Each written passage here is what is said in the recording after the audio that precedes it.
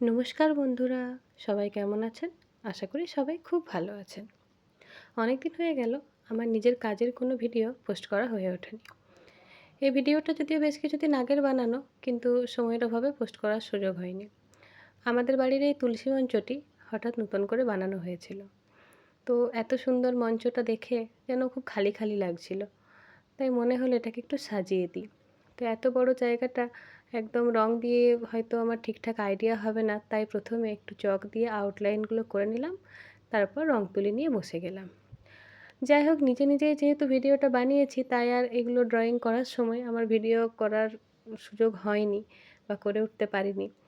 তাই যতটুকু পেরেছি একটু একটু করে ভিডিও করে রেখেছি। সামনের অংশটা হয়ে গেছে, এবার বর্ডার লাইনটা করছি। তো বর্ডার লাইনের মধ্যে আমি পদ্মকলকা রেখেছিলাম।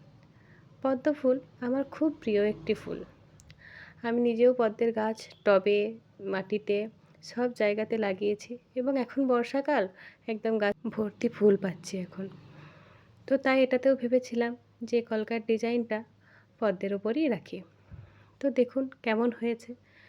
যদিও এক হাতে ফোন ধরে এক হাতে যখন ড্রয়িং করছিলাম, তখন ঠিকঠাক ফিনিশিংগুলো হচ্ছিল না। তাও মনে হলো যে একটুখানি ভিডিও করে রাখি, যাতে আমার নিজের পরে দেখলেও ভালো লাগবে। আর এই যে এখন এই প্রচুর বৃষ্টি হচ্ছে, এই ভিডিওটা কিন্তু এই সময়ের নয়। যখন বৃষ্টির আগে যখন সে প্রচণ্ড গরম ছিল, গ্রীষ্মের ছুটি চলছিল, সেই সময় বানানো এই ভিডিওটা। এত রোদ্দুর আর এত গরম, তার মধ্যে এই পুরো কাজটা আমি দুদিনের মধ্যে কমপ্লিট করেছিলাম। তো ওই সকাল থেকে বসতাম, খানিকটা করে করতাম, তো 9টা 9:30 বেজে গেলেই এত রোদ হয়ে যেত যে আর কাজ করা সম্ভব হতো না। তো এইভাবেই আস্তে আস্তে পুরো কাজটা করেছিলাম আর কাজটা খুব ভালো লেগেছিল আমার। দেখুন, পুরো কাজটাই হয়ে গেছে, কিন্তু পুরোটার ভিডিও আমি আর সেভাবে করে উঠতে পারিনি। কারণ ওই একটাই যে ভিডিও করার মতো কেউ ছিল না। তো সামনের দিকে দেখুন এই ঘটের ওপর ডাব দেওয়া এই ডিজাইনটা রেখেছি। কেমন হয়েছে অবশ্যই জানাবেন। এটা হচ্ছে মন্দিরটার সামনের দিকটা। আর বর্ডারটা তো পদ্মকলকা রেখেইছি।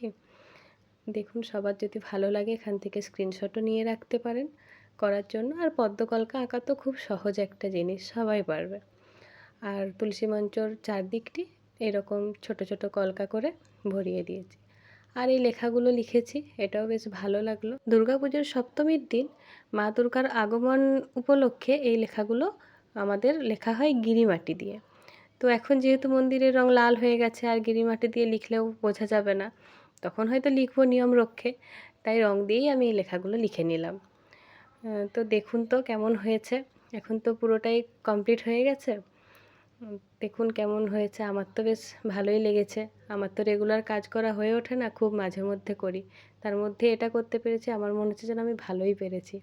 আপনারাই বলুন কেমন হয়েছে। হয়তো সব জায়গায় ফিনিশিং ঠিকঠাক হয়নি, আমি আমার মতো চেষ্টা করেছি। ভিডিওটি দেখার জন্য সবাইকে থ্যাংক ইউ।